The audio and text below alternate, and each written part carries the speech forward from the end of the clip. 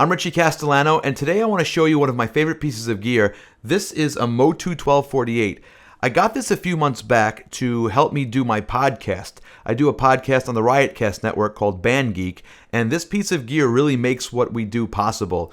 On several of our episodes, we have full bands playing, and everybody needs their own monitor mix, and we have lots of tracks going on, and this is the nerve center of the whole thing. I really like it, and I wanted to just show it off and show you guys some of the features. So let's check it out. So let's take a look at the front panel of the 1248. Right now you can see that I'm metering on mic input 1 because that's what I'm using to record my voice. I get 4 input meters for the mic preamps. I get 2 input meters for the high impedance guitar inputs. There are 8 analog line input meters, 8 analog output meters. I have main and monitor meters. You're not seeing anything there right now because I'm muted while I'm recording this. We have SPDIF meters and optical in and out. It's only 1 rack space, but you get a lot of info from there. And check this out. If I go to adjust this mic preamp, the display changes to show me just the mic preamp settings. A lot of this stuff is multifunction. So for example, here's my main volume. If I tap this, I can mute it. So that's really easy. I also have a monitor level for a discrete monitor output. I have 2 headphone outputs here that I can mute and control the volume here. 2 high impedance guitar inputs, and I have all my mic preamps here with pads and phantom power for each of them. A really nice thing that is very helpful with this unit is you can route anything anywhere, and that's done with the internal software, and I'm going to get to that in a second. But yeah, even though it's 1 rack space, you get a lot of info. I mean, it just shows metering and the clock here in its default position, but whenever you change anything, you get the meters. If I do this, if I do that, it doesn't matter what I do, the meters change to reflect what I'm doing. So let's take a look at the back. Here's the rear panel of the 1248. The first thing you'll notice is we have 4 XLR mic inputs, and that's for our mic preamps. Then we have the 8 analog line inputs, 8 analog line outputs, main outs, a separate monitor out, and like I said before, that could be for a different set of speakers or maybe a different room. We have SPDIF stereo in and out. And then there are 2 sets of optical connections. These are also called light pipe or ADAT connections. And the reason there are 2 is because you can get up to 16 channels of 24-bit audio. You can also combine them to get 8 channels of 88.2 or 96 kilohertz sample rates. But the configuration I'm having right here, I only use 1 of those sets of connections, and I'm only getting 8 channels of 24-bit.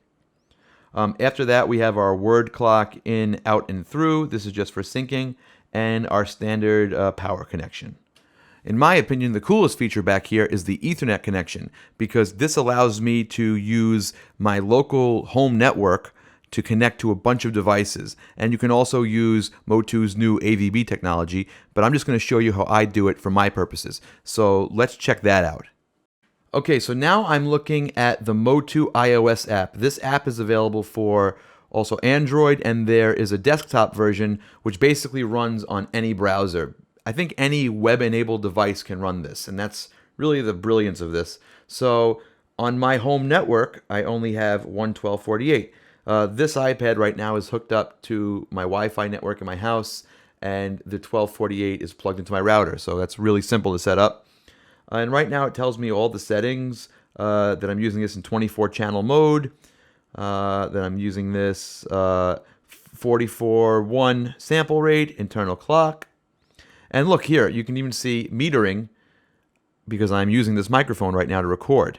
So, you can get all your meters, and here you can control the trim for every input, which is very useful. So this gives you the status of what you're using. But the really cool thing comes here.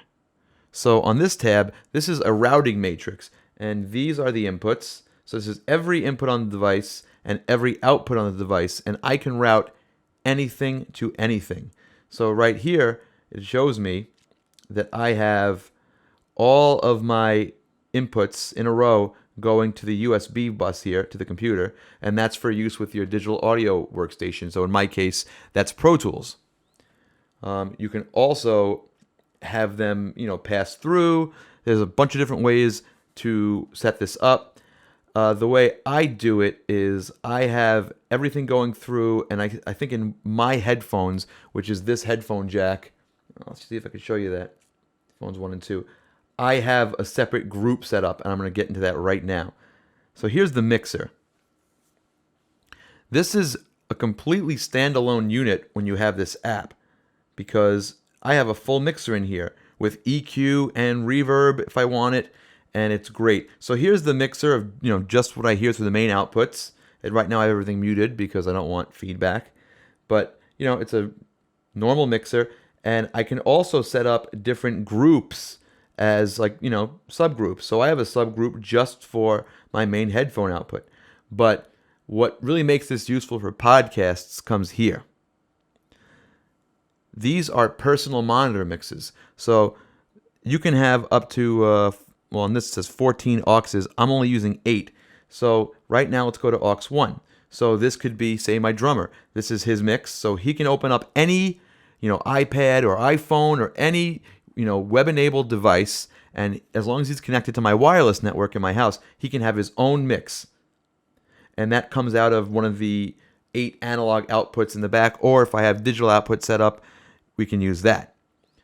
And I can go to, say, my bass player here, and he has a completely different mix. And now I don't have to worry about his mix. He's doing it on his phone or his iPad or whatever, or his laptop. It doesn't matter. Anyone on the network can do it. Everybody also has access to reverb, too, if you want that. This is like a hide show thing. So there's the reverb. I can set, reverb time, modulation, pre-delay, spread, all that stuff. It's a respectable sounding reverb. I don't use it too much because I like doing reverb in post. And you also get EQs. So let's see if I can pull that up. So if I put this up, now I get EQs for every single channel. It's very cool. And you can choose, another really cool thing is I can choose whether I just want this for the monitors or if I want to route this with EQ. So if you look over here, it says post effects. So I can choose if I want to record and send this to my digital audio program with the reverb and the EQ that I do in here, or without it, and so I can do it later. You also get compression. So, if you have something that frequently blows up, your meters, there's a compressor on each channel. Another thing I have, and let me show you this. Over here, I have an inexpensive 8-channel headphone amplifier. This just has, 8 volume knobs, 8 headphone outputs, and, so I can give every person on my show their own headphones, and they can have their own volumes. But by connecting the 8 analog outputs of the 1248 to the 8 inputs on this headphone amp, I can give everyone a discrete mix. Now check that out. Here's the app, right? So I'm going to go to this little tab on the side with the little person there.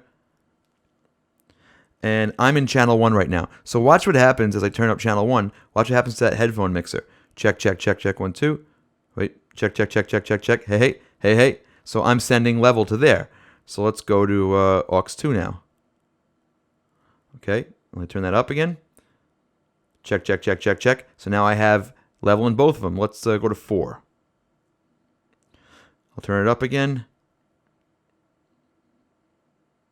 Check, check, check, check, check. Hey, hey, hey, hey. So now anyone who has this can mix themselves and they get their own headphone mix. And that makes what we do incredibly easy. So that's it. I hope you liked this video on the MOTU 1248 audio interface. If you want to hear something besides just my voice, check out the Band Geek podcast channel on YouTube. That's my podcast, and that has a lot of other types of instruments, and I record all of that through the 1248. Like I said before, this is the central control for the whole show. And you'll get to see that in action and hear what it sounds like on other types of voices and other instruments. So I hope you like this video. Please like, comment, and subscribe, and thanks for watching.